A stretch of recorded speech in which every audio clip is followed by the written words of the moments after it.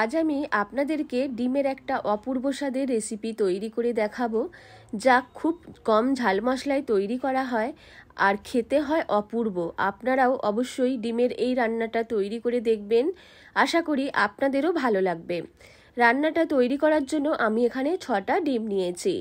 ডিমগুলোকে একটা কুকারের মধ্যে নিয়ে সেদ্ধ করে নেব, যাতে রান্নাটা খুব সহজে আর খুব কম সময়ের মধ্যে হয়। সেই জন্য কুকারের মধ্যে ডিম আর আলুকে একসাথে সেদ্ধ করে নেব। প্রথমেই কুকারের মধ্যে ডিমগুলো দিয়ে দিলাম। ডিম দেওয়া হয়ে গেলে দিয়ে দেব জল, প্রায় হাফ গ্লাস মতো জল দিয়ে দিলাম। ডিমের ওপর একটা বাটি বসিয়ে দেব, বাটির ওপর দিয়ে দেব আলু। 4 টুকরো আলু নিয়েছি। একটা আলুকে বড় সাইজের 4 ভাগে কেটে নিয়ে আলুও বাটির মধ্যে নিয়ে নিলাম। সমানভাবে বসিয়ে দিয়ে 2টো সিটি লাগিয়ে আলু আর ডিমকে একসাথে সেদ্ধ করে নেব। প্রেসার কুকারে ঢাকনাটাকে আটকে দিলাম। এইবার গ্যাস অন করে 2টো সিটি লাগিয়ে নেব। অন্যদিকে একটা মশলা তৈরি করে নেব। এর জন্য একটা মিক্সিং বোলের মধ্যে নিয়ে নিচ্ছি হাফ কাপ পরিমাণ টক দই। দইয়ের মধ্যে দিয়ে দিলাম পরিমাণ মতো নুন, 2 চামচ মতো সর্ষের তেল, 1 চামচ আদা রসুন আর কাঁচা লঙ্কা বাটা। দইটাকে ভালো করে ফেটিয়ে নিচ্ছি। দই ফেটিয়ে নেওয়ার সময় এর মধ্যে দিয়ে দেব অল্প একটু চিনি আর কয়েকটা কাঁচা লঙ্কা। আপনারা ঝালটা অবশ্যই স্বাদ মতো দেবেন। আমি এই রান্নাটার নাম দিয়েছি মরিচ ডিম, যেহেতু লঙ্কার পরিমাণটা বেশি আছে আর একটু ঝাল ঝাল হবে, সেই জন্য নাম দিয়েছি মরিচ ডিম। একটা সাইডে দইটাকে রেখে দিলাম, অন্যদিকে কুকার খুলে দিলাম। আলুকে বার করে নিয়েছি, এবার ডিমকেও বার করে নেব।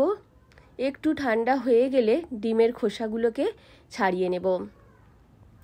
ডিমের খোসা ছাড়িয়ে নেওয়ার পর ডিমের গাকে এইভাবে ছুরি দিয়ে কেটে নিচ্ছি, তাহলে এর মধ্যে ঝাল মশলা খুব ভালোভাবে ঢুকে যাবে। এইভাবে কেটে নেওয়ার পর দইয়ের মধ্যে প্রত্যেকটা ডিমকে দিয়ে দেব। এই ডিমটাকেও দইয়ের মধ্যে দিয়ে দিচ্ছি। 6টা ডিমকেই দইয়ের মধ্যে দিয়ে দেব। ডিম দেওয়া হয়ে গেলে যেই 4টে আলুকে আমি সেদ্ধ করে রেখেছি, আলুগুলোকেও দইয়ের মধ্যে দিয়ে দেব। তার আগে ডিমকে দইয়ের সাথে ভালো করে মাখিয়ে নিলাম। এইবার আলুগুলো দিয়ে দেব, আলুকেও দইয়ের সাথে ভালো করে মাখিয়ে নেব। সব কিছুকে একটু হালকা হাতে ভালো করে মাখিয়ে নিতে হবে, যেন সব কিছু ভেঙে না যায়। ডিম আর আলু খুব সহজেই ভেঙে যেতে পারে, সেই জন্য বলছি একটু হালকাভাবে মাখিয়ে নিতে হবে।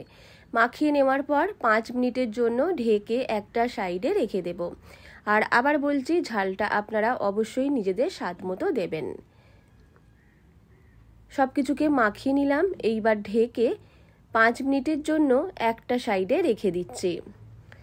একটা কড়াই বসিয়ে দেব। কড়াইয়ের মধ্যে দিয়ে দেব 2 চামচ সর্ষের তেল, 4টে গোলমরিচ আর অল্প একটু জিরে ফোড়ন দিয়ে দিলাম। ফোড়নটা হয়ে গেলে একটা পেঁয়াজ দিয়ে পেঁয়াজটাকে ভেজে নিলাম।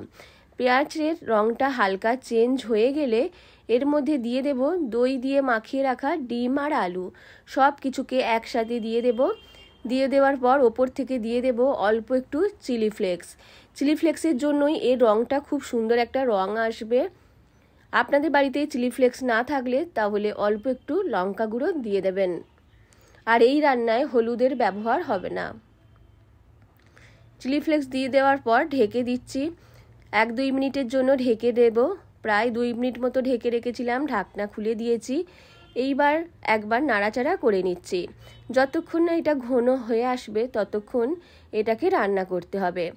ঢাকনা খুলে একবার নাড়াচাড়া করে নিয়ে আরও একবার ঢেকে কিছুক্ষণের জন্য রেখে দেব। দেখুন আস্তে আস্তে কালারটা চেঞ্জ হয়ে যাচ্ছে আর খুব সুন্দর একটা কালার আসবে। আরও একবার ঢেকে দিলাম।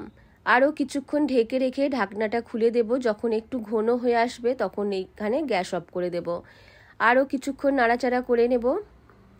অনেকটাই ঘন হয়ে এসেছে, সেই জন্য আর বেশিক্ষণ নাড়াচাড়া করার দরকার নেই। এইবার আমি গ্যাস অফ করে দেব। আর ওপর থেকে দিয়ে দেব অল্প একটু ধনেপাতা কুচি। ধনেপাতা পছন্দ করলে দেবেন অবশ্যই, তাহলে আরও খেতে ভালো লাগবে।